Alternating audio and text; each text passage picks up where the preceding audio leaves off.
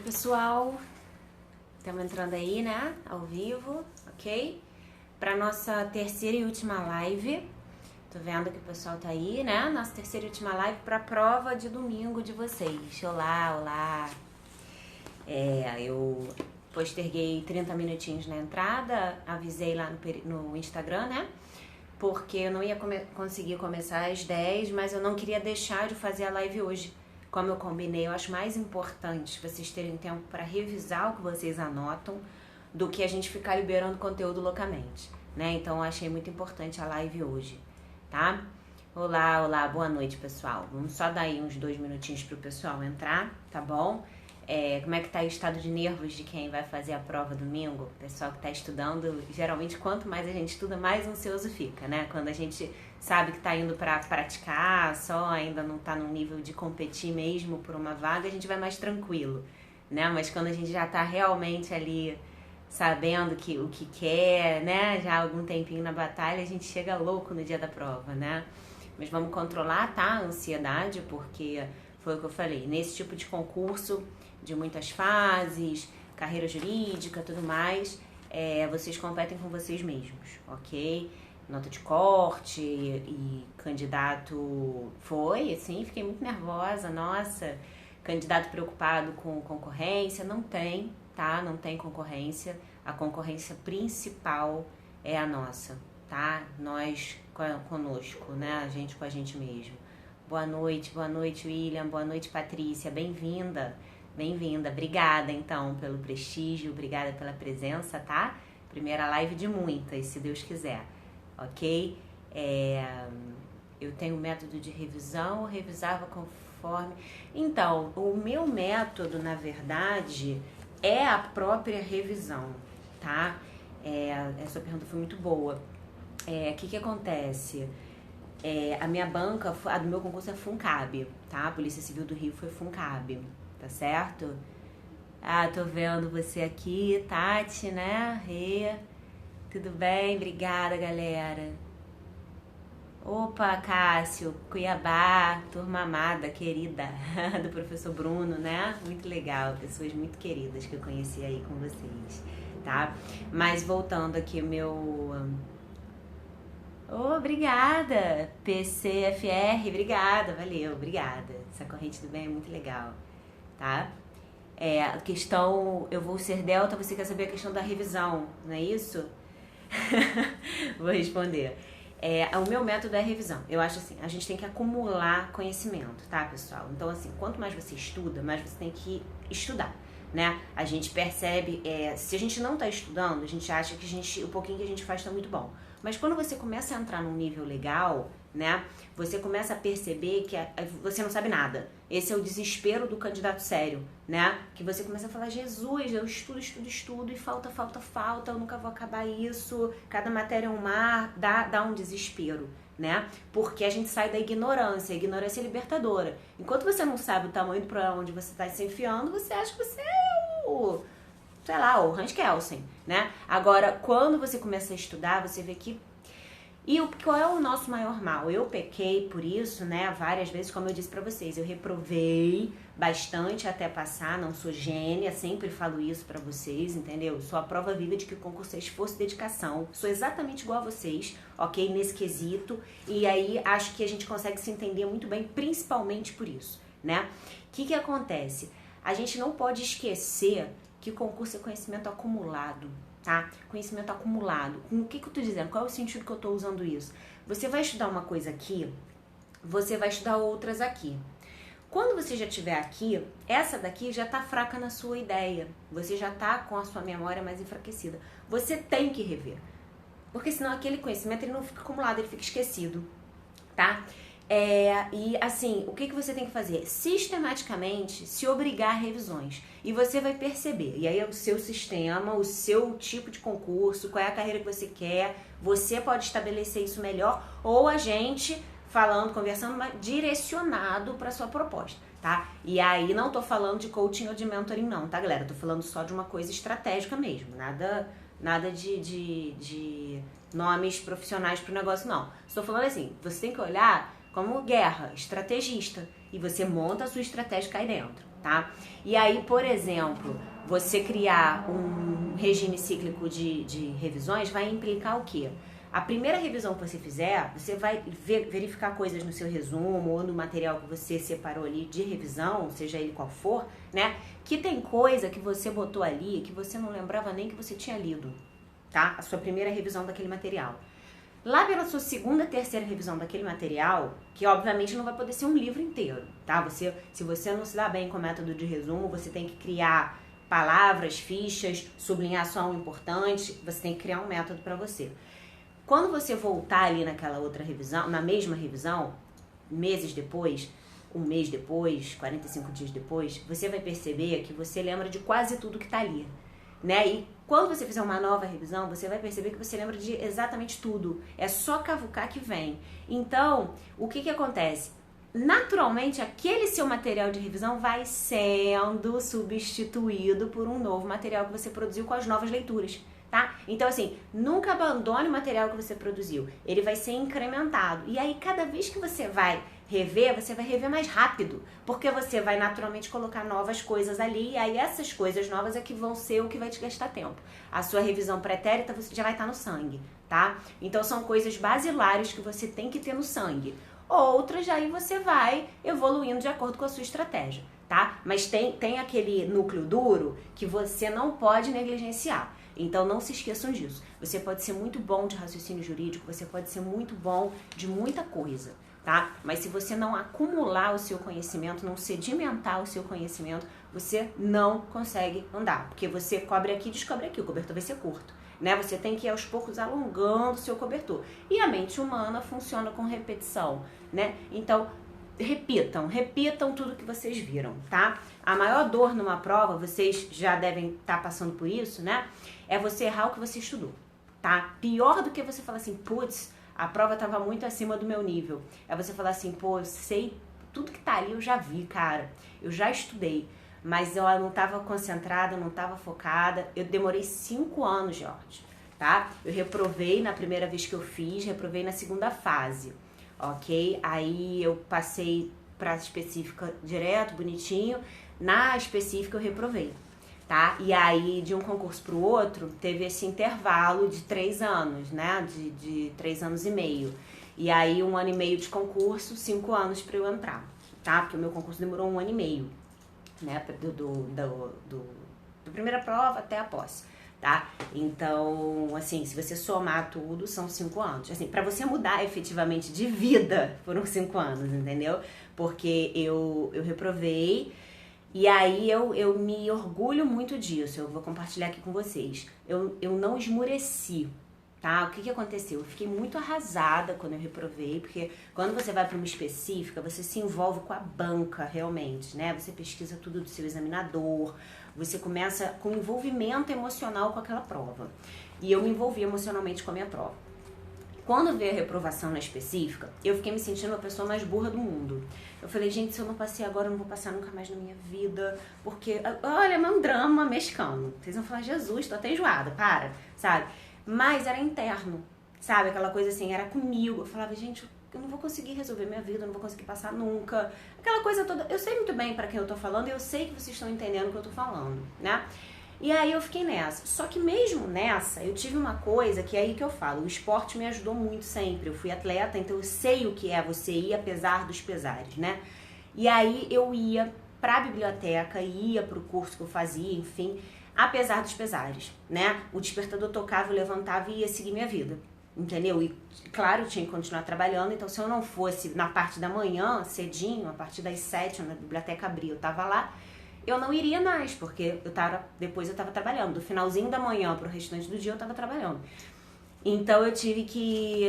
Não advogava não, eu já era servidora pública, Jorge. Eu era servidora pública do Ministério Público do Rio também, tá?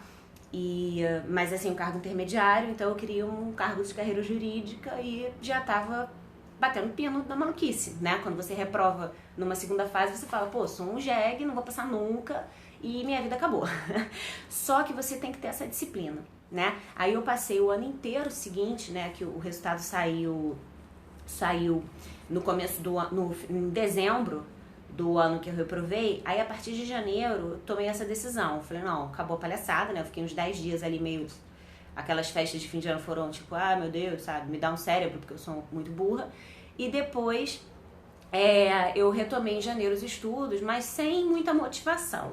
Sendo muito sincera pra vocês, tá? Eu não tinha aquela motivação, caraca, nossa, vamos estudar, não tinha isso. O que eu tinha era, eu tenho que fazer isso. Qual é a alternativa, né? Eu vou fazer isso até o fim. E acordava aí, estudava, uma hora, lá pelo meio do ano, peguei no tranco. Aí eu já tava remotivada.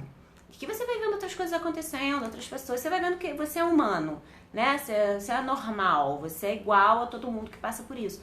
Então você começa a se reerguer, tá? Mas foi um processo que eu passei, pelo qual eu passei, né? Sem deixar a peteca cair. Porque tem gente que entra em crise e, vou chorar no sofá. Aí você não merece mesmo. Você não tá fazendo por onde, né? Eu fui por dentro, como eu falei com vocês, mas por fora eu tava bancando todas as minhas escolhas. Eu tava comparecendo à biblioteca com o meu material, estudando, apesar de lá dentro falar, pô, não vai rolar pra mim, né? Então, pra delegado só tentei aqui, tá? Eu queria ser delegada do meu estado, tá? Era uma condição que eu me impus. Realmente foi uma condição que eu me impus, tá certo? E aí... fiz outras provas para as outras carreiras nesse meio tempo, mas o meu foco, eu era muito fraca, inclusive em matérias que não caíam para delegado, porque eu nunca tinha focado em outras coisas, mas fiz a prova, para vocês terem uma noção, entre um concurso e outro aqui, teve até procuradoria do município, tá? E eu fiz a prova da PGM, foi muito engraçado, porque as minhas amigas que estudavam, né, elas sabiam que eu sou totalmente analfabeta em direito do trabalho, em direito previdenciário, nesse segmento, que para a PGM é fundamental, né, são matérias estratégicas, é o que separa mesmo o menino dos homens ali, é processo civil, previdenciário e direito do trabalho, isso, em 2012, Rafael. E eu não sabia, e eu falei, não, gente, eu preciso medir meu conhecimento nas matérias que caiam para delegado. Então eu fui ver civil, constitucional, administrativo, fui ver essas matérias, né? E aí eu fui medir meu conhecimento ali, escrevendo. A prova da PGM, no caso que eu tô falando aqui, a primeira fase dela já é discursiva. Então eu tive uma prova corrigida, verifiquei como é que estava a minha redação, isso foi muito bom, né? E aí, como eu trabalhava já, né, eu me permiti fazer isso, né? Mas fiz para as outras carreiras e essa carreira foi até a principal, assim, que eu tô falando, a mais excêntrica, porque eu não tinha a menor pretensão, admiro o trabalho deles e tal, mas nunca foquei, nunca estudei as matérias típicas de PGM. Eu fui para medir meu conhecimento naquelas matérias que cairiam para delegado, entendeu? Então foi um período de 5 anos, dentre uma prova, a segunda prova e a minha posse, depois da Cadepol, tá? Foi um período grande. Nesses 5 anos, 1 ano e meio foi de concurso, efetivamente, porque o meu concurso demorou 1 ano e meio. Mas é aquilo, é o que você falou, tá na alma, né? Você escolhe, e só que você não pode parar de lutar por aquilo. Embora você esteja ferido, tipo, não sei se eu vou conseguir, isso demora pouco. Você não pode, por esse pouco tempo, sempre foi meu sonho, tá? Sempre foi meu sonho, sempre quis. Sempre trabalhei com direito penal, né? Desde o segundo período de faculdade, em todos os segmentos, tá? Já fui em escritório de advocacia, já fui em Ministério Público e agora na polícia. E sempre foi o que eu mais gostava, tá? Então, realmente, pra mim, foi a realização de um sonho. Mas muito mais que a realização do sonho, gente, o gratificante que fica mesmo é você superar seu próprio limite. Quando você fala assim, pô, eu conseguia, não é eu consegui o cargo, eu consegui me superar, entendeu? Eu consegui sentar todo dia para estudar apesar de tudo. Eu consegui fazer o meu horário de estudos apesar da vida, né? Porque cada um tem o seu apesar de qualquer coisa. Quando você fala, pô, eu consigo me adaptar, eu consigo me organizar, você se sente mais forte, tá? Muito mais do que propriamente o cargo em si. O cargo é maravilhoso, mas é a consequência. Quando você vê isso como consequência, você amadurece muito, tá? Bom, pessoal aí já com as dúvidas pré-direito, né? Sanadas, galera já entrou. Vão. Tô achando que vão, viu? Mas é fofoca ainda, é o que eu tô te falando, tá? É fofoca ainda, esse negócio de edital para 2018. Mas se o Estado respirar, o Estado do Rio de Janeiro respirar, vem, tá? Porque a pressão tá grande. Hoje a gente sofreu um baque, dia 5 de outubro de 2017, grande. Vocês vão saber aí pela mídia, enfim, a gente tá de luto mesmo, sangrando. E também não deixa de ser reflexo da atual necessidade de novos colegas, tá? Nos quadros, tá certo? Tá pesado, tá difícil. Pouca gente para muito trabalho, a gente precisa.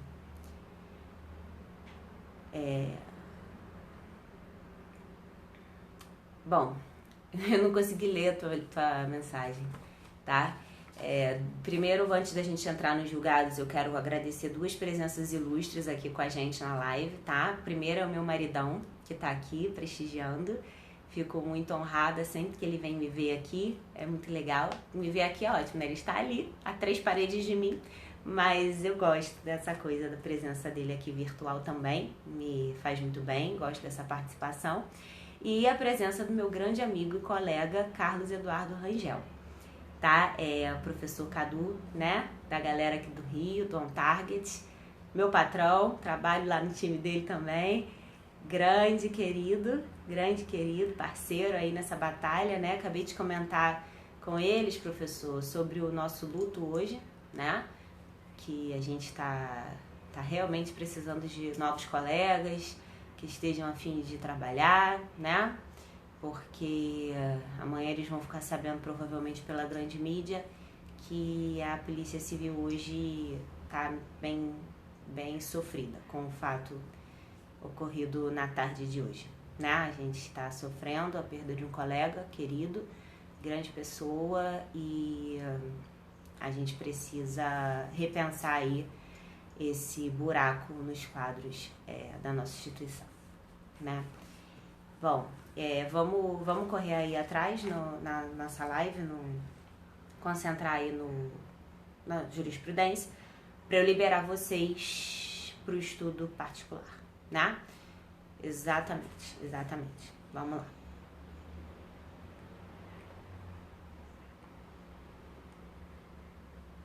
Bom, primeiro julgado de hoje, gente, eu vou começar já com o pé na porta, tá? Porque eu quero que vocês tenham muita atenção a um precedente que veio aqui, você é agente há 13 anos, né? O professor Carlos Eduardo também foi agente durante 13 anos ou 15 anos antes de tomar posse para delegado. Soma muito, viu? Na carreira. É muito bom ter colegas assim nos quadros, tá bom?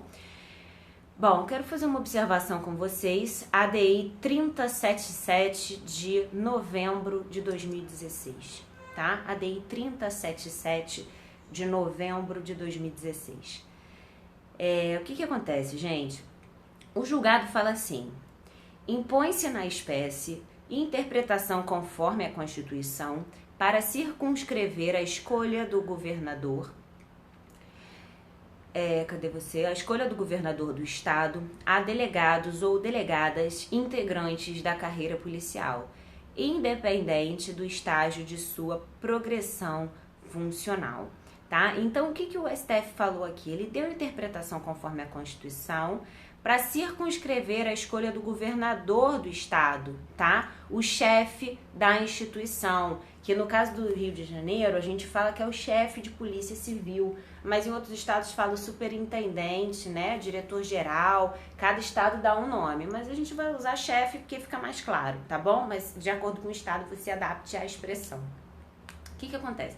Esse julgado aqui, se você ler desavisadamente, você vai achar o seguinte, eu vou ler de novo e preste atenção no que você vai achar.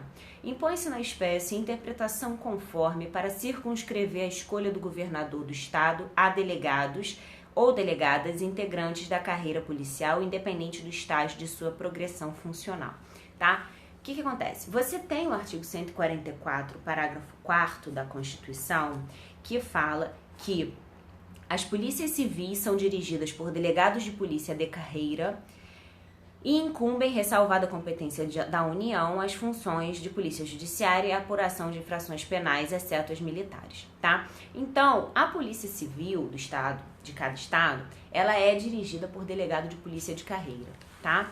E a Constituição só fala isso. Ela não explicita a necessidade de que o chefe da instituição, o órgão, né, o detentor do órgão de comando, enfim, da instituição, ele seja da classe mais elevada na carreira, tá? Exemplo de classe especial, de primeira classe, seja lá como o Estado repartiu a organização da carreira, tá? A Constituição não exige, a Constituição exige que ele seja delegado de polícia de carreira, tá? Exemplo, não pode vir um quinto constitucional e vir um advogado a ser nomeado chefe da instituição, tá?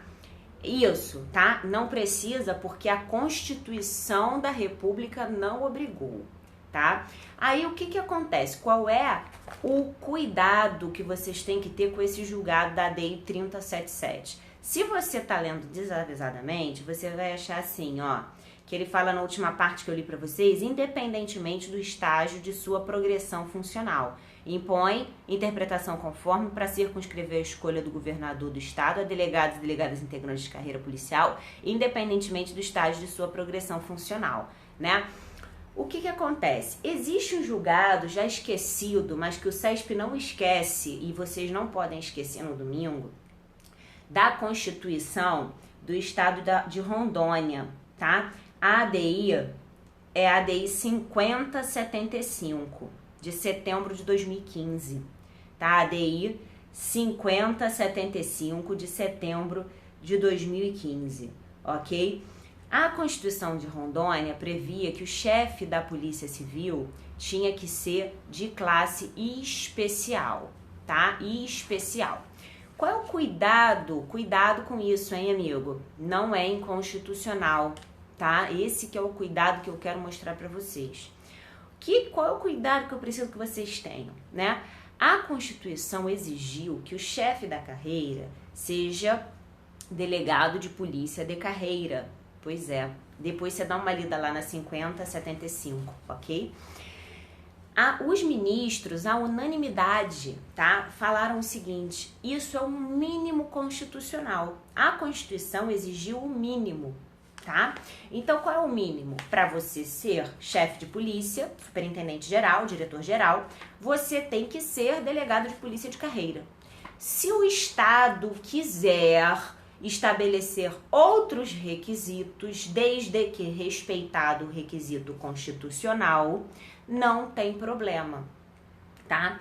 Não tem problema, ok? Então, ele entende que isso fortalece a autonomia dos estados e o próprio pacto federativo, tá? Porque você sabe que os estados não têm soberania, eles têm autonomia e eles todos fazem aquele pacto federativo, a união indissolúvel, que veda o direito de secessão e tudo mais. Então, essas liberdades, essas liberalidades atribuídas aos estados, elas viabilizam, ok, que o estado, respeitado o que os ministros chamam de mínimo constitucional, que foi essa exigência, ser delegado de polícia de carreira, você pode fazer exigências extras, desde que se mostrem legítimas, ok? Nesse caso especial, né, do cara ser membro da carreira e ser, exatamente, professor, muito bom, obrigada. E ser da classe especial, né, esse caso específico dele ser da classe especial, expliquei, né, eu me lembro bem, eu tenho muito cuidado com esse julgado porque a gente faz assim, ó, mistura tudo, né. Isso específico, ele não se mostra ilegítimo, pelo contrário, ele é salutar. Salutar por quê? Isso tudo que eu tô falando está no voto dessa ADI 5075, tá? No voto do relator. Quem quiser ler depois para fixar melhor. Se mostra salutar por quê? Porque se você tem um delegado de polícia de carreira que pertence à classe especial, né, ou à primeira classe, depende do estatuto, o que você pressupõe? Que ele tem mais tempo na carreira, que ele já viveu bastante aquela carreira, que ele já tem uma maturidade naquela carreira diferenciada.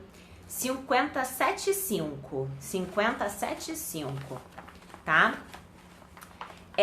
Então, isso daí se mostra legítimo na medida em que você está selecionando dentre os delegados de carreira aqueles que têm uma expertise maior, concetânea, inclusive, com o desembaraço, o desenrolar do exercício dessa função de chefia, né? Porque, ok, embora vocês façam a prova domingo, tomam posse em dezembro, vamos supor a Cadepol a jato, em março vocês estão em atividade, né?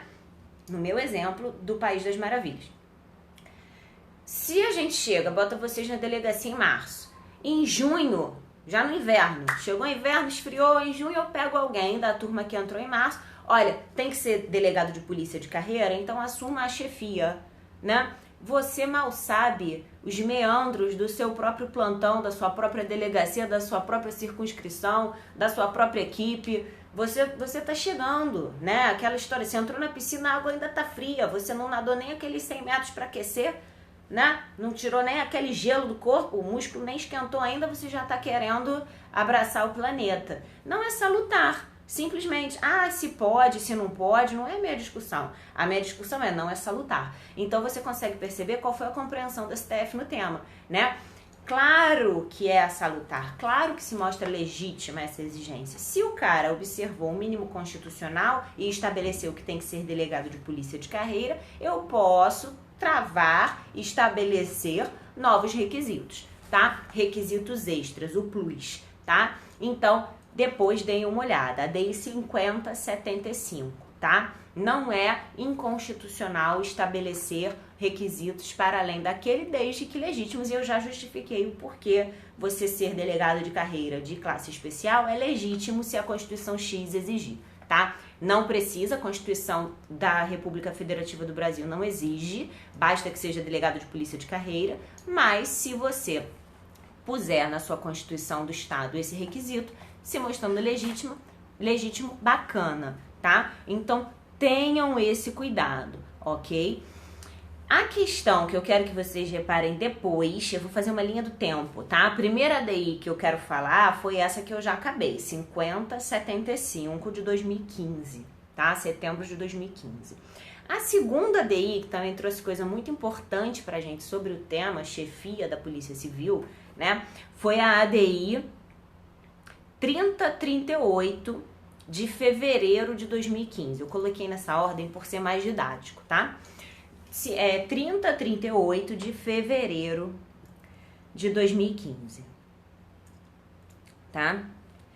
Nessa DI foi bem mais tranquila, por isso que eu comecei pela mais pesada, né? Porque havia um vício material onde a Constituição do Estado de Santa Catarina fazia alusão à escolha entre delegados de polícia, mas não referia, né, que essa chefia da carreira teria que ser por delegado de polícia de carreira, tá? E aí verificou o STF que seria inconstitucional nomear para a chefia da Polícia Civil delegado que não integra a respectiva carreira, né? Se você vai nomear o cara delegado para exercer a chefia, não pode, né? Você tem que ser delegado e ir à chefia, tá bom?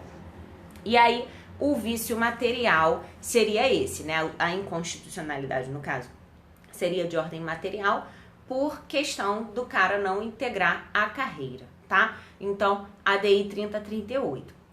Posta essas duas premissas, da 5075 e da 3038, a gente já consegue analisar com mais maturidade esse último julgado, 3077, ADI 3077, que foi a que eu li no começo da live para vocês, né? De novembro de 2016, tá? Essa ADI, ela fala assim, eu vou ler de novo e agora vocês vão conseguir perceber o que eu tô falando.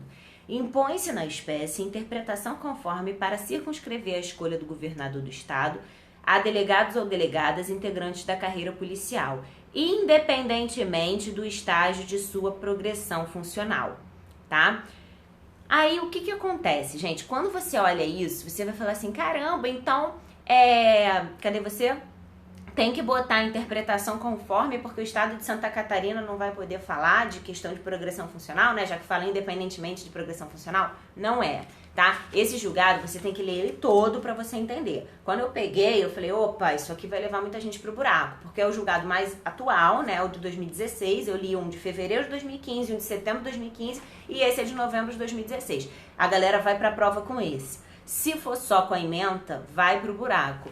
Porque o grande clique desse julgado último que a gente está tratando agora é o seguinte, A Constituição de Santa Catarina, ela permitiu, né, que isso fosse mexido tanto pelo Legislativo quanto pelo Executivo, tá? E não pode, a grande inconstitucionalidade disso foi de iniciativa, tá? Porque ela tinha uma redação dúbia, ela não entregava expressamente nas mãos do governador do estado a iniciativa, tá bom? Então, quando o STF fala de dar interpretação conforme, é porque o texto era dúbio. E aí você ficava, pô, executivo ou legislativo? Ou executivo e legislativo, você ficava meio lá, meio cá. Tá? Então a interpretação conforme era para excluir qualquer sentido que atribuísse ao legislativo poder escolher o chefe máximo e tal da instituição, independente se esse chefe máximo vai ser da primeira classe, da última classe, de classe especial, independente, o ponto não era esse. Tá? O ponto era, a Constituição, ela quer que seja delegado de polícia de carreira, independente do estágio de evolução da carreira do cara, se uma carreira que começou agora, uma carreira que já está avançadérrima, não era esse o ponto. Só que a Constituição de Santa Catarina, ela deixou isso aberto e aí você poderia interpretar que cabe ao Legislativo e ao Executivo. Então o STF falou, não me importa se você vai escolher de última classe, de primeira classe, não sei o quê. Porque isso, inclusive, eles já fizeram, remeteram aos 5075, a ADI que já foi julgada em 2015. Não me importa. O que me importa aqui é excluir qualquer sentido que dê ao legislativo a possibilidade de alterar isso. Porque isso cabe ao governador, ao executivo, tá? Então, cuidado com isso, tá? Tenho sempre em mente. Chefe da Polícia Civil tem que ser delegado de polícia de carreira. Não, carreira é carreira. Quando você entra, quando você ingressa na carreira, tá? Paloma, né? É carreira, ok? Claro, se a Constituição do Estado exigir que você... Isso, vice de iniciativa, tá? Que você está... cadê você? Eu tenho que fazer uma observação com esse negócio de vice de iniciativa. Tem que estar na Constituição, tá? Tem que estar na Constituição. Mas não vejo ontologicamente diferença de você fazer... O que a gente vê é julgado falando que tem que estar na Constituição. Mas se você for olhar com olhos de lince, não faz diferença ontológica, tá? Ser da Constituição do Estado ou ser da legislação ordinária do Estado. Ambos são produtos do poder constituinte derivado decorrente. Então, não tem, tá? Estruturalmente diferença para efeito de direito constitucional. Bacana? Outra coisa que eu tava falando aqui, que eu tava fazendo observação, sim, do estágio probatório, né? Claro que se a Constituição exigir que você, além de ser delegado de carreira, tenha encerrado o seu estágio probatório e tenha sido confirmado positivamente, né? É a mesma questão que a gente falou do delegado da classe mais elevada na carreira, tá? Se mostra salutar. Porque é muito mais concetâneo com o exercício de uma chefia, de uma polícia, né, que você não seja, que você já seja estável, que você já tenha sido confirmado, né, até porque você vai ter que confirmar outras pessoas no estágio respectivo, seja delegado, seja policial, o que for, né, e você vai ter que exercer funções de corregedoria, você vai ter que fazer várias funções, claro, delegando para sua administração, né, você tem um quadro ali de administração, de chefia de polícia que te ajuda, mas a figura é sua, a pessoa é você. Então, se mostra salutar? Se mostra. Se a Constituição passar a exigir isso, também eu acho que é o mesmo raciocínio do delegado de última classe, tá? Pode ser, se mostra salutar, reforça a autonomia dos estados, muito bacana, porque respeita o tal do mínimo constitucional. Eu exigi que fosse o quê? Que fosse delegado de carreira, eu, Constituição. Se você quer fazer o plus, você pode fazer o plus se ele se mostrar legítimo. Nessas duas hipóteses se mostra legítimo, tá bom? O grande cuidado é que esse último julgado, ele fala da iniciativa do legislativo, e ele não tem, tá? Ele não declarou inconstitucional, ele não declarou existência do vício formal, porque como a redação era dúbia, ela dava margem para uma e para outra interpretação, a técnica que o STF usou foi a técnica da interpretação conforme. Então, como ele excluiu qualquer interpretação diversa, né, daquela que bota exclusivamente na mão do governador, ele não declarou nulidade nenhuma, tá? Não declarou nulidade de nada. Então, estão organizados com esse raciocínio? Não vamos confundir as bolas, por favor?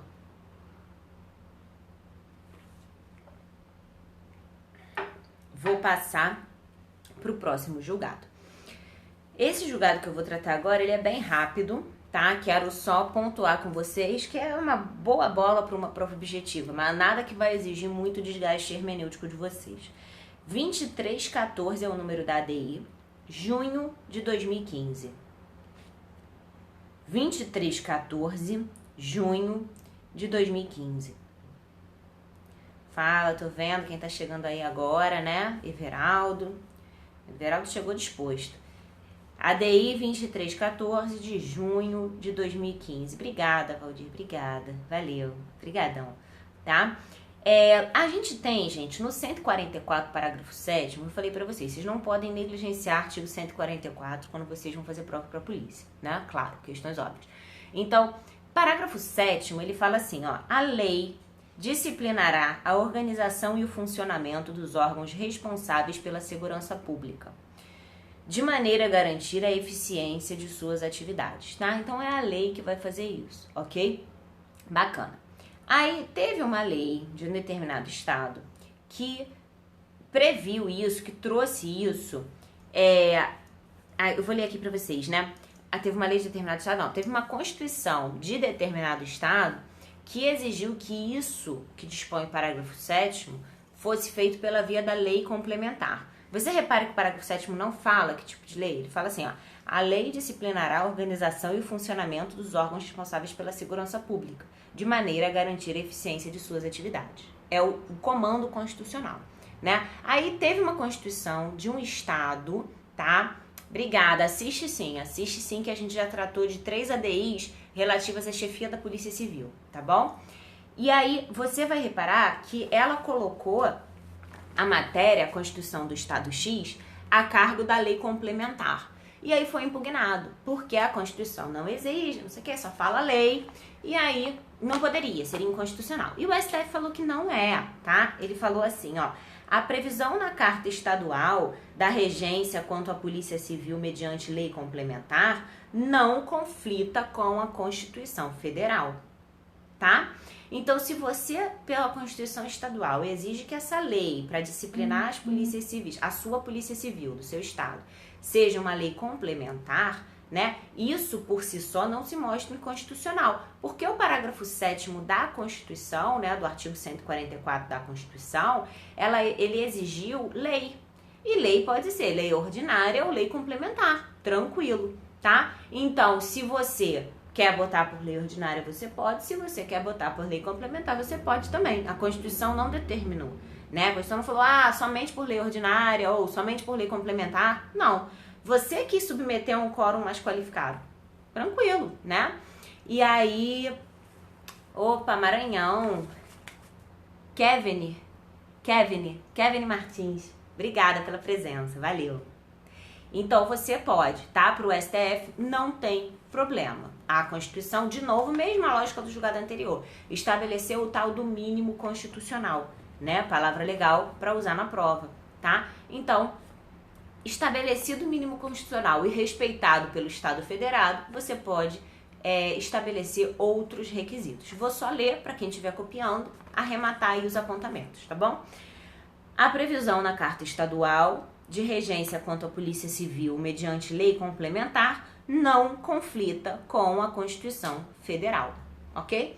Esse foi o julgado da ADI 2314 de junho de 2015, tranquilo, tá? Então, se a questão trouxer, não, por lei complementar, mas é diverso do que exige a Constituição. Não, não é. A Constituição exigiu lei. Lei complementar o quê? Meteoro? Não, é lei. Então, pode, tá?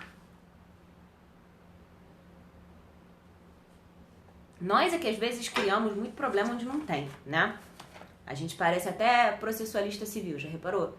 Já perceberam? Que os livros de processo penal tem 1, 2 volumes, 3 quando for o tourinho, mas processo civil você tem uma coleção de 5, 6 volumes?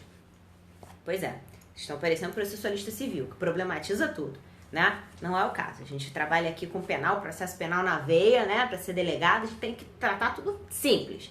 A Constituição falou lei. Lei tem o quê? Lei ordinária, lei complementar. Se a Constituição do Estado está fazendo por via de lei, não está fazendo pela via da medida provisória, não importa qual é o tipo de lei, tá bom? Penal e processo é aquilo. Não é, passa amanhã, direito de vizinhança vai pra vara cível, é dano moral, vai pra vara cível.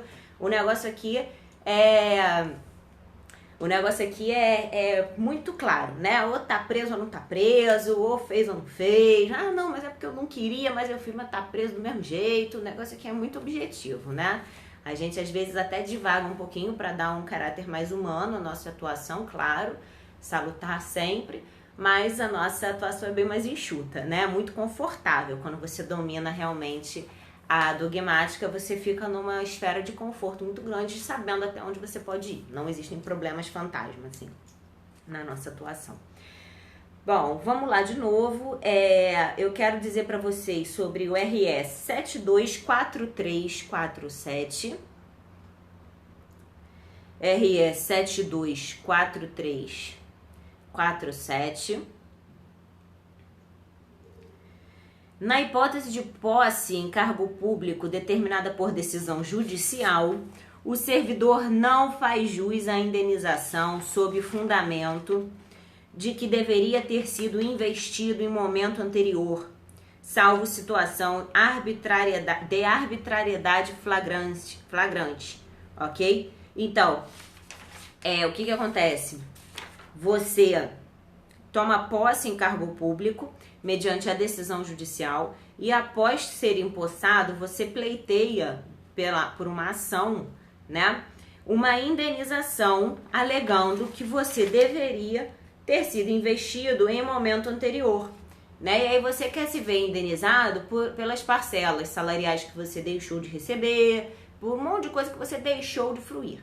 O STF é remansoso nisso, tá? Nesse sentido de que não cabe, tá certo? Sempre que você verificar, você tomou posse pela via de uma decisão judicial, exemplo, você não passou na prova oral de delegado de polícia, tá? Você reprovou.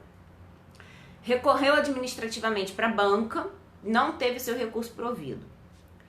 No judiciário, você conseguiu demonstrar alguma causa que permitisse, aí eu não vou dar nenhum exemplo concreto, mas alguma causa que permitisse que o judiciário assegurasse seu ingresso e posse na carreira, tá? Subjúdice, mais ingresso e posse na carreira. O que acontece? Você tem muito claro que você não pode ir ao judiciário para ele rever decisões de mérito da prova, né? O gabarito, rever gabarito, tá? Mas pode ter acontecido algum vício formal, né? Que a banca não observou algum direito seu, alguma etapa que ela deveria ter examinado, e aí o judiciário assegura que você tome posse, né? A banca depois verificando, no exemplo que eu tô dando, que são os exemplos da jurisprudência, que está tudo ok realmente com a decisão do judiciário, confirma a sua posse. Quando você já está ok no cargo, você pleiteia a ação para receber esse espaço de tempo entre a data da posse da sua turma, né, das pessoas aprovadas no seu concurso, e a data em que isso aconteceu para você. Você quer se ver indenizado por esse lapso temporal, né? O STF é remansoso no sentido de que não há indenização aqui, ok? Não há que se falar em indenização nessa hipótese por uma razão muito clara, né? Você recebe quando você trabalha, né? Eu tomei posse e comecei a trabalhar. Você tem um prazo fixado pela administração pública para entrar em exercício após a posse. Não é assim, tomei posse, agora eu vou descansar minha pele porque estudar me cansou muito. Quando eu tiver ok, agora que eu já garanti minha vaga, eu entro em exercício. Você tem um prazo, você tomou posse, você entra em exercício logo em seguida, né? Então, esse período você é remunerado pelo efetivo exercício da sua função, né? Uma contraprestação. Os julgados são remansosos falando isso. Há uma contraprestação. Você trabalha, você recebe pelo seu trabalho. Agora, o cara que não trabalhou, seja por que razão for, não vai receber, tá? Não vai receber, ok? Bom, é só isso. Esse julgado é muito tranquilo, tá? Mas só para lembrar para vocês, né? Essa investidura que deveria ter ocorrido em momento anterior, via de regra, ela não vai ensejar indenização, tá? ela só vai ensejar a indenização se for uma hipótese de flagrante arbitrariedade. E aí a questão da prova vai trazer para você qual seria essa flagrante arbitrariedade, tá? Ah, que bom, então vamos na música, né? Ela vai trazer para você qual seria a flagrante arbitrariedade. E aí você vai verificar, pô, o cara não tá colocando essa informação à toa, ele tá querendo que eu veja isso como uma arbitrariedade. Então aí vai ter indenização. Mas via de regra não tem indenização por isso, tá bom? Bom, vamos pro próximo. RE 758461. RE 758461. Bom, gente, primeiro eu queria lembrar para vocês, porque esse julgado se relaciona com a súmula vinculante 18 do STF, tá? Eu vou só ler aqui para vocês o texto da súmula vinculante 18, tá bom? Súmula vinculante 18. A dissolução da sociedade ou do vínculo conjugal no curso do mandato não afasta a inelegibilidade prevista no artigo 14, parágrafo 7º da Constituição, tá? O que acontece? Dissolução da sociedade ou do vínculo conjugal no curso do mandato eletivo, tá? Não afasta a inelegibilidade prevista no 14, 7º da Constituição Federal, tá? Então, gente, vocês vão ouvir alguns latidos aqui do meu lado, que eu tô gravando perto dos meus filhotinhos, 2 cachorrinhos que eu tenho aqui em casa, tá bom? Mas eles estão aqui agitadinhos, então pode ser que vocês escutem alguma coisa, tá bom? Bom, essa súmula, ela veio para quê? Né? Para evitar a fraude, né? A fraude no sentido de que o artigo 14, parágrafo 7º, ele traz lá, quem tiver com a Constituição, dá uma olhada. Ele traz uma hipótese de inelegibilidade reflexa ou relativa, né? Referente a uma pessoa, no caso, cônjuge, ok? Aí, não entendi. Esganando meus bichinhos? Não, coitados, pelo amor de Deus. Foi isso que você falou? Não esganando o bichinho, não, pelo amor de Deus. A gente cuida.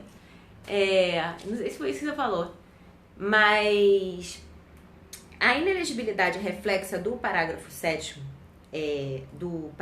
do artigo 14, ela era nesse sentido, ou seja, você, se for casado, se for cônjuge e tudo mais, e aí a jurisprudência estendeu isso para companheiro, né? A jurisprudência do TSE e a do STF brecou essa extensão por ser uma norma restritiva de direito, ele fez uma interpretação bem restrita também, né? Ele não fez uma analogia ou uma interpretação extensiva.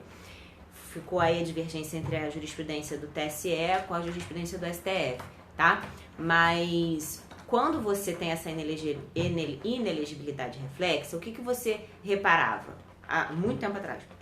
Que acontecia uma separação ou um divórcio simulado, né? Você simulava uma...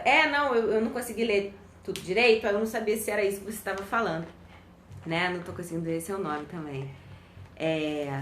Depois, tá? A gente ajuda o que tá ocorrendo com você. Agora a gente tá com o foco aqui no projeto. O projeto dessa live tem um foco específico, tem um público específico. Me manda um direct pelo Instagram se for alguma coisa urgente, tá? Que eu saio da live, eu abro lá e vejo, tá bom? Não deixo ninguém desamparado, mas a gente tem que fazer um método pra coisa funcionar, tá? Então, essa inelegibilidade reflexa, ela gerava muita fraude. Você simulava uma separação, você simulava um divórcio para, então, não ser mais atingido pela inelegibilidade reflexa, uma vez que ela só atingia a pessoa que fosse casada. Se você se separou, você não é mais casado, né? E aí, você poderia, pela redação do parágrafo 7º, se candidatar, né? E isso gerava o quê? A perpetuação das famílias no poder. Exemplo, o marido foi eleito e reeleito e a esposa se separava fraudulentamente, simulando uma separação, né? E aí viria para um terceiro mandato daquele casal, né? Entendeu o que eu tô falando? O marido 2 vezes, depois ela para um terceiro, podendo ser reeleita. Então 4, né? 4 mandatos. E aí, isso daí era um terreno muito fértil para fraudes e simulações. A súmula 18 veio e disse isso aqui, ó. A dissolução da sociedade ou do vínculo conjugal no curso do mandato não afasta a inelegibilidade prevista no parágrafo 7º do artigo 14. tá? Então não adianta você se separar quando o seu marido tá já no segundo mandato, ou mesmo no primeiro mandato, né? Que você não vai ser isento da inelegibilidade. Você não vai poder, a partir daí, então, ser eleito, tá? Você, esposa ou marido do candidato em exercício, tá? A questão do RE 758461, tá? Foi uma questão diversa. Por quê? A ratio da súmula vinculante é essa que eu tô trazendo para vocês, né? A ratio da súmula vinculante é evitar essas fraudes. Então, não importa, você se separou, você se divorciou, você não pode vir candidato. Por quê? Porque é uma forma que o judiciário encontrou de extirpar simulações fraudulentas, enfim, de toda a natureza, tá? Não importa. Ó, tô dizendo, os dois aqui estão o UFC Dog, que tá danado o negócio aqui. São dois filhotes de 2 meses. Então nem que eles queiram muito, eles se machucam, né? Porque os dois são bem pequenininhos. Mas eles estão bombando aqui. Raça não, é vira-lata mesmo, tá? São 2 vira-latas. Coisas mais gostosas da vida. Mas são 2 vira-latas. Não é cachorro de raça, não. Eu adotei com meu marido 2 vira-latinhas maravilhosos. Vira-lata. O negócio aqui é vira-lata mesmo. E aí, bom, o lance desse RE que eu tô falando com vocês, qual é? A esposa ficou viúva. O marido dela estava em exercício no mandato e ela ficou viúva. E aí ela veio candidata, né? Viveu na política, enfim, aprendeu com a experiência do marido, claro, um casal, né? Compartilha experiências. E aí ela veio candidata. E aí alegaram a súmula vinculante 18, dizendo que ela não poderia. Por quê? A morte, né, dissolve a sociedade conjugal. Você acabou ali com o vínculo conjugal. Por razões óbvias, né? Aí, o que acontece? Também adotou, né? É muito bom, né? Muito legal. A gente tá aqui, muito maneiro. Eles são demais. Depois eu mostro eles pra vocês no fim da live, se eles estiverem acordadinhos aí. Aí, enfim, voltando aqui pra súmula, a ratio da súmula era essa, né? Agora a morte, ela dissolve o vínculo conjugal. Então você não mais tem aquela sociedade. Só que ela dissolve diferentemente da separação, do divórcio, por razões alheias à vontade da pessoa, né? Por mais que você possa, por alguma razão, desejar aquilo, né? Fato que você não praticou crime, no caso dos autos, não praticou o crime para que aquilo venha acontecer, então foram razões alheias à sua vontade, né? A moça ficou viúva. E aí não há que se falar na ratio da súmula. Fato da vida, exatamente, entendeu? Não há que se falar na ratio da súmula. Qual foi a ratio da súmula? Evitar fraudes e simulações para que aquela família, falseando a realidade dos fatos, se perpetuasse no poder político, né? Só que, primeiro, não há como você se perpetuar no poder político se o cara morreu. Você é família, né? Dissolveu o vínculo conjugal pela morte, ele não tem mais como vir ou exercer o munus dele, o mandato dele, né? E segundo, você não tem como, mas nesse só pode ficar por... Não importa a quantidade de mandatos. A exceção foi o fato morte, tá? Porque a súmula fala a dissolução da sociedade ou do vínculo conjugal no curso do mandato não afasta a inelegibilidade. E morte é uma hipótese de dissolução, né, de extinção do vínculo conjugal.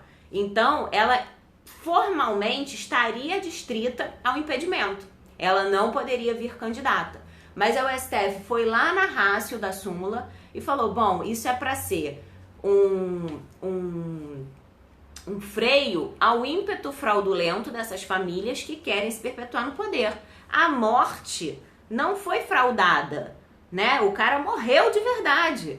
E ela também não participou da morte dele. Então, ela pode vir a ser candidata. É isso que o recurso extraordinário está tratando. Está separando o joio do trigo. A súmula vinculante, ela se propõe a complementar o artigo 14, parágrafo 7º, né? Nessas mutretas de politicagem que a gente sabe que existe no nosso país, tá? Então, como o caso dela era diferente, eles excluíram aquela moça do alcance da súmula 18, tá? Então, eu vou ler para vocês verificarem na prova de vocês, se for essa hipótese, né, de fim da questão conjugal, você já consegue fazer a diferença, tá? A súmula vinculante 18 não se aplica aos casos de extinção do vínculo conjugal pela morte de um dos cônjuges. E aí você já sabe por quê. A súmula vinculante 18 se presta a coibir fraudes e simulações, no sentido da perpetuação daquela família no poder político, tá bom? Encerramos aqui, passamos a régua, vamos para mais um, né? Esse eu acho que tem uma pegada legal para concurso policial, porque o precedente versava inclusive sobre um dos tipos de quadro policial, e um dos exemplos do ministro Fux foi relativo à função policial. Acho que tem bastante coisa aí a ver com a nossa prova de domingo, tá? Que é o RE 898450, RE 898450, o fatídico julgado da tatuagem, né? Vocês viram isso, foi muito veiculado até no jornal de grande circulação, veio, né? São aqueles julgados que a mídia gosta, né? São fofinhos. E o RE prevê o seguinte: editais de concurso público não podem estabelecer restrição a pessoas com tatuagem. Editais de concurso público não podem estabelecer restrição a pessoas com tatuagem, salvo situações excepcionais em razão de conteúdo que viole valores constitucionais, tá? Salvo situações excepcionais em razão de conteúdo que viole valores constitucionais, tá? Então, gente, você vai reparar que o edital não pode pura e simplesmente, sem nenhum fundamento de razoabilidade, proibir que a pessoa que tem a tatuagem, e repetir o número, 898450, tá? Participe daquele certame, tá? Não pode vedar a pessoa da participação do certame, nomeação, posse e tudo mais, tá? Não pode. Isso feriria para o STF, né? As questões de isonomia, as questões de razoabilidade, ok? A Raquel Taboada tá aí? Poxa, que bacana! Raquel Taboada, muito querida. MP caiu, né? MP Paraná caiu. Foi isso? Você botou? É um julgado badalado, né? Com certeza vai cair em outras instituições. Não ficou subjetivo em relação à mensagem da tatuagem. É isso que eu queria tratar com vocês, tá? Porque o ministro Fux, eu até falei na introdução, né, do julgado, ele deu o exemplo do policial, né? Ele fala assim: policial não pode ostentar símbolos de tatuagem que signifiquem apologia ao crime ou exaltem organizações criminosas, né? Então, nesse caso, eles deixam muito claro, anotem isso, né? O obstáculo previsto no edital para a pessoa tatuada, né, deve sempre se relacionar com o exercício da função, né? O obstáculo, a proibição de você nomear e empossar aquela pessoa, né, ela tem que se relacionar com o exercício da função, tem que se mostrar impróprio ao exercício da função, né? São símbolos que fazem apologia a uma prática criminosa ou a uma organização criminosa. Não existe você ser policial e você tatuar o seu corpo, né, com apologias a práticas criminosas ou enaltecendo, vangloriando organizações criminosas. Por uma razão, gente, de própria contradição lógica, né? Você acaba tendo um paradoxo. Se você é pago para combater isso, como você vai querer isso na sua pele? Né? Isso daí não preciso nem, exatamente, eu não preciso nem do direito para me dizer. Você não vai se sentir protegido por um policial que tá com aqui comando não sei o que, não, né? Claro que você vai falar, pô, o cara é mais bandido que o bandido, então ele vai fechar com o bandido, enfim, né? E aí você consegue fazer essa aferição no momento do certame. Aí se mostra bem... Pois é, o palhaço depende, né? Depende do contexto, você teria que observar determinadas coisas ali. Porque, assim, abstratamente, ok, realmente significa, ainda mais em São Paulo, até foi a origem, né, desse estigma realmente, mas já se difundiu para o Brasil inteiro isso, E aí aquilo, é complicado, né? Você vai ter que submeter isso a uma análise casuística e a aquele tipo de tatuagem, claro. Né? Se vamos supor aqui, eu vou te dar um exemplo de um cara que foi do circo a vida inteira e fez um palhaço totalmente de circo mesmo. Você verifica, não tem nada a ver com matador de policial, não tem nada a ver com apologia a nenhuma prática criminosa contra as instituições policiais, nada a ver com aquela mensagem que nos presídios você veicula lá, você verifica na imagem do palhaço. Né? Então, assim, você olhando o contexto, se for justificado, se não atentar propriamente contra isso, tranquilo, tá? Então, é o que eu tô te falando, você tem que olhar com razoabilidade.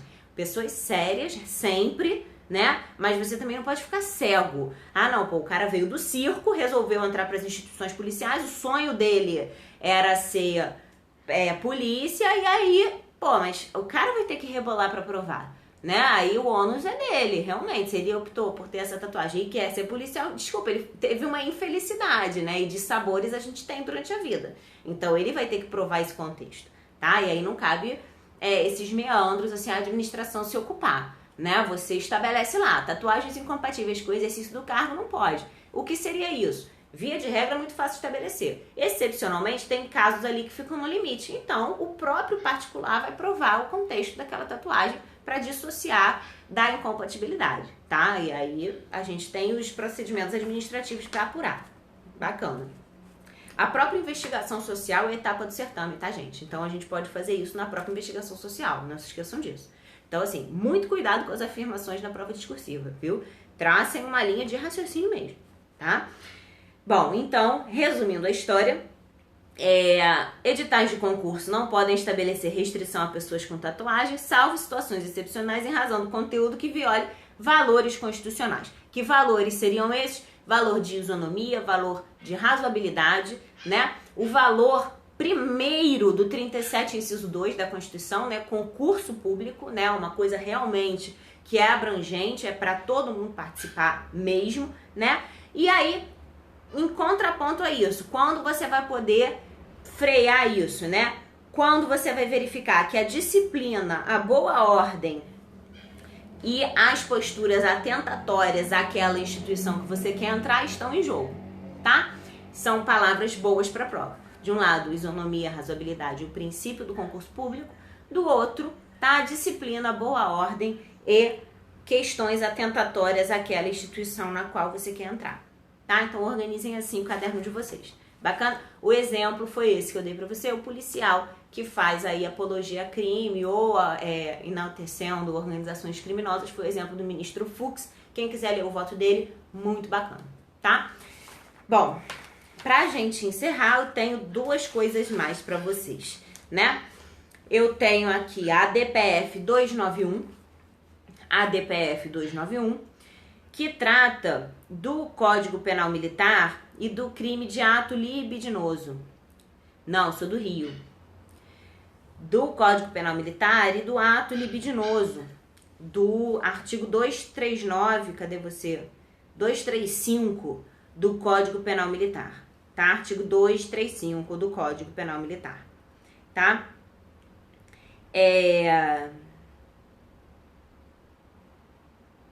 Eu quero ler o tipo penal para vocês, que ele fala aqui. Ele fala aqui assim, ó.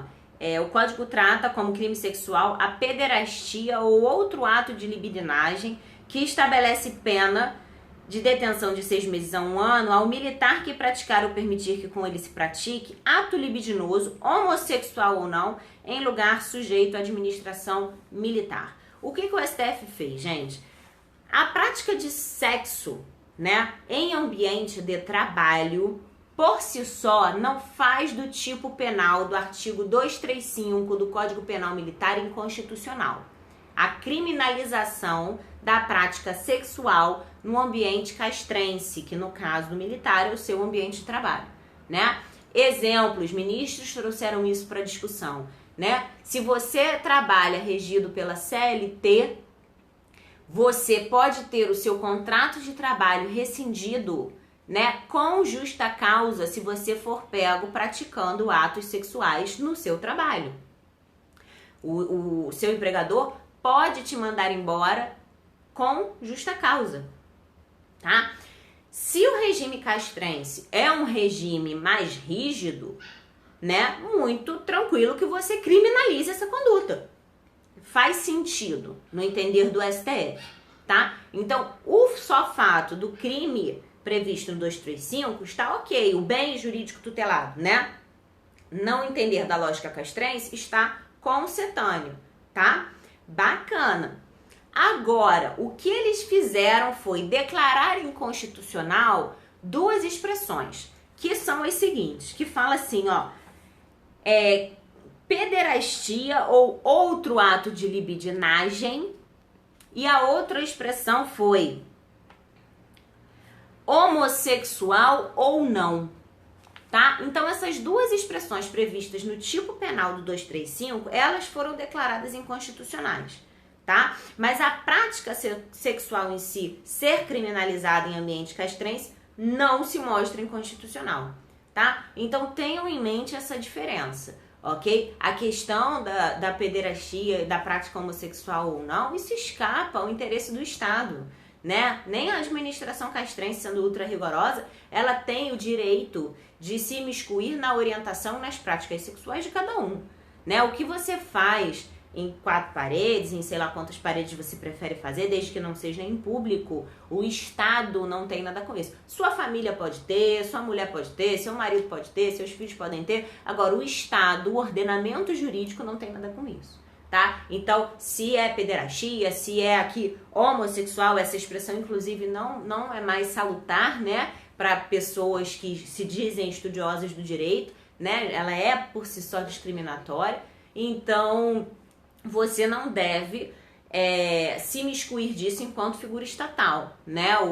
A seleção penal não deve, o princípio da seletividade não deve se ocupar dessa diferenciação, se é uma prática XYZ, né? Agora, o fato do crime existir se mostra constitucional, porque praticar sexo em ambiente castrense pode ser criminalizado sim. Então, separem o joio do trigo aqui, por gentileza, tá? Então, o tipo penal deve ser mantido desde que invalidadas as expressões pederastia ou outro e homossexual ou não por ostentarem caráter discriminatório, tá?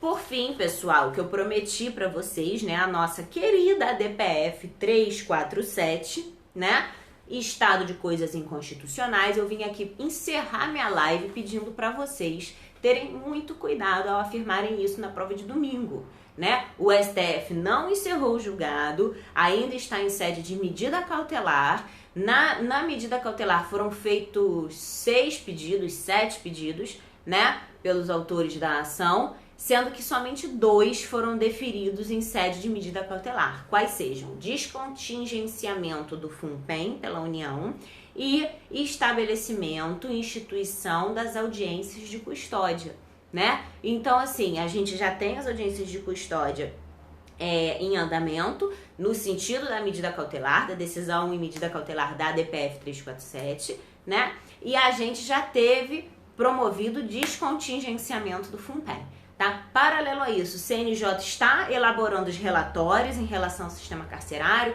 está verificando toda a questão humanitária, né, do princípio da dignidade da pessoa humana, a questão da ressocialização, né, do preso, que você viu por A mais B a total falência disso tudo, né? Você acaba trazendo um duplo risco para a sociedade, porque você pega um criminoso numa determinada escala, você introduz no sistema carcerário, quando você retira, ele está mais perigoso ainda para aquela sociedade, então você tem todo esse reconhecimento pelo Poder Judiciário, mas, né, o julgamento da DPF 347 está em sede de medida cautelar, né? A gente não pode ter essa audácia de dizer que o STF reconheceu o estado de coisas inconstitucional no sistema carcerário brasileiro, tá? Ele não reconheceu. Primeiro, porque não teve julgamento de mérito. E segundo, o fato dele reconhecer as violações sistemáticas e reiteradas pelo sistema do ordenamento brasileiro, pelo sistema carcerário, aos direitos humanos, à dignidade da pessoa humana, não. não induz necessariamente ao reconhecimento do estado de coisas inconstitucional. Então, isso foi um nome dado pela doutrina colombiana, reconhecido lá na Colômbia umas 7 ou 8 vezes, né? A vez que teve mais expressão, foi mais efetiva, foi no julgamento relativo às Farc, né? E as questões dos desalojados de guerrilha mesmo, tá bom? Depois procurem no Google para vocês verificarem esse precedente relacionado às Farc, lá do Tribunal Constitucional colombiano. Mas nem na Colômbia, que é de onde essa teoria saiu, ela é aplicada tantas e tantas vezes, né? O primeiro precedente foi na década de 90, entre 97 e 99, e de lá para cá nós tivemos 7 ou 8 hipóteses onde o tribunal colombiano verificou essa ocorrência de estado de coisas inconstitucional. Então, o Brasil ainda não chancelou isso. Cuidado, tá? Cuidado, porque o examinador pode provocar vocês e vocês podem cair igual bobo, tá? Ainda está em sede de medida cautelar. Ah, mas então é tudo normal no sistema carcerário? Pelo amor de Deus. O que eu estou falando é, o judiciário já se manifestou pela decretação dessas 2 medidas cautelares pedidas na inicial, tanto de contingenciamento do FUNPEC quanto audiência de custódia, ele já se manifestou nessa discussão prévia mesmo, a discussão em sede de medida cautelar, quanto à catástrofe que é o nosso sistema carcerário. A quantidade de violações que você tem ao preso, né, a pessoa do preso, a violação reflexa a própria sociedade que gasta dinheiro com isso e recebe uma pessoa mais deteriorada do que quando ela foi introduzida no sistema carcerário, e ele já está discutindo, inclusive, o reconhecimento da própria ineficiência dos outros poderes do Estado em dar uma resposta útil ao tema, né? Então, o que o judiciário já está se conscientizando dos votos do ministro, do debate em plenário, você consegue perceber que vai caber ao judiciário estabelecer as balizas e os limites objetivos, e isso você pode colocar tranquilo porque está expresso no julgado. O judiciário vai estabelecer as balizas e os limites objetivos para conduzir esse processo de reforma do sistema carcerário. Mas esse processo de reforma do sistema carcerário tem que ser uma união de esforços, né? Dos 3 poderes, seja o legislativo na edição de leis mais condizentes com a própria realidade, o executivo implementando pela via do programa de governo mesmo essa questão nesse sentido desse progresso pela ressocialização do preso, né? E o judiciário balizando ali dentro da razoabilidade, dentro da questão que realmente ele deve conduzir, né? Então, fora as outras forças sociais que também tem muito a somar nisso, tá certo? Para que o período da prisão se mostre menos danoso para a sociedade, menos custoso para a sociedade e tenha ou ofereça a chance de ter algum retorno para o próprio preso, né? Ah, mas tem gente que não quer, mas tem gente que quer. E não cabe ao Estado, na figura do sistema carcerário, julgar quem quer e quem não quer. Se o Estado não está fazendo dele, ele não pode julgar ninguém, né? Ele tem que fornecer chance de ressocialização. Se o cara vai optar ou não por permanecer no crime, é com ele mesmo, ele vai voltar, tá? Agora, se ele resolveu não pagar de novo uma dívida para com o Estado tem que viabilizar essa sua ressocialização, essa sua reintrodução à sociedade, tá? Então você não pode penalizar 80 vezes o mesmo cenário ali, tornando uma coisa cíclica, tá? Então tomem muito cuidado, não usem essa expressão colocando na boca do STF, tá? O STF pode reconhecer isso tudo que a gente discutiu, tá? Mas não reconheceu essa expressão, tá? Estado de coisas inconstitucional. Tenham muito cuidado. Bom, pessoal, encerramos a nossa análise dos principais julgados, com mais apelo para a CESP e tudo mais. Eu desejo que vocês façam uma maravilhosa prova no domingo, né? Lembrem-se que obrigada a você. Obrigada a você, Edson, pelo carinho, tá? Pela parceria. Valeu, Sara, brigadão, tá? Eu gosto muito do contato que a gente vem tendo por aqui, pelo Instagram. Eu que agradeço vocês todos, tá? E aí, caso surja alguma dúvida, alguma coisa, eu tô aí, tá bom? Depois da prova a gente conversa também pra trocar uma bola aí, bater uma bola, tá? Eu desejo que vocês façam a prova com muita lucidez, tá? Leiam cada palavra. Quando vocês estiverem lendo a questão, tomem muito cuidado com casca de banana. Leu, tá fácil demais, volta. Não se permita achar fácil. Você fala, deixa eu ler de novo porque tem alguma coisa que eu não vi. Não, não tem nada que eu não vi, não. Eu tô forte. Aí marca, tá? Mas sempre desconfia da nossa autoconfiança, tá? E para os inseguros, o inverso. Não vá se sentindo uma pessoa que não consegue perceber quando você sabe. Se você sabe, você sabe. Perceba a questão, tá? Outra coisa que eu aprendi com professores meus, tá? Prova objetiva não necessariamente vai ter aquela resposta, o gabarito que vai ser um quadro de Monet, uma obra de arte, sabe? Você, várias vezes durante a prova, você vai se ver diante de questões que não tem nenhuma questão assim que é uma obra de arte, nenhuma assertiva que é uma obra de arte. Você vai ter que ver as que com certeza não são, tá? As absurdas. E depois que você tirar as absurdas, você vai ver das que sobrarem, geralmente são duas, a que tá com menos possibilidade para te trazer problema, tá? Não, essa aqui, isso aqui tá dúbio, isso aqui, você vai analisar, tá? A que tiver com menos chance de te trazer problema vai ser o seu gabarito, mesmo que ela não seja aquela obra linda, né? A redação que você pediu a Deus, mas a gente tem que trabalhar com o que tem. Às vezes das 4 opções que a gente tem, 2 são absurdas, 2 são mais ou menos. Aí você olha uma e fala, não, isso aqui tá muito isso. Aí você vê de acordo com a questão, você fala, não, isso aqui vai me trazer problema. O cara tá direcionando mais aquela. Vai na que parece mais concetânea, na que vai te trazer menos problema, tá? Isso para aquelas questões problemáticas. São 5, né, o de vocês. Então, para aquelas mais problemáticas, não se cobrem, né, uma resposta perfeita. A resposta não tá perfeita porque o examinador não quis. Não é culpa de vocês. Então, trabalha com o que tem. Não fica empacado ali o resto da vida e perde as outras que você já tá ali embalado para acertar. Tá bom? Então, muita atenção, casca de banana, o cara não bota data, o cara não bota lugar, o cara não bota determinadas informações na prova à toa, tá? Ele não faz isso à toa, tá certo? Então, viu que a questão tem muita informação, anota todas as informações, separa todas as informações. Você necessariamente vai usar todas as informações da sua questão. Se você não tá usando, você que não se ligou, tá? Tenham esse senso crítico. Então, boa prova, bons estudos e de amanhã até domingo, 5 minutos antes da prova, o que vocês puderem fazer, façam revisão. Revisem, tá? Para não errar o que vocês sabem, tá bom?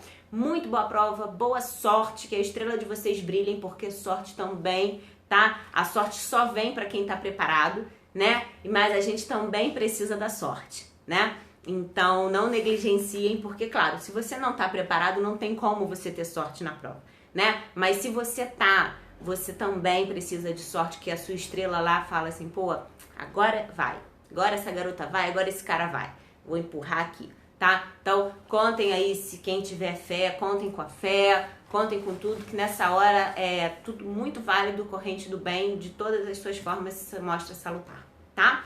Um grande abraço e a gente continua conectado nas outras redes, tá bom? Tchau, tchau, pessoal!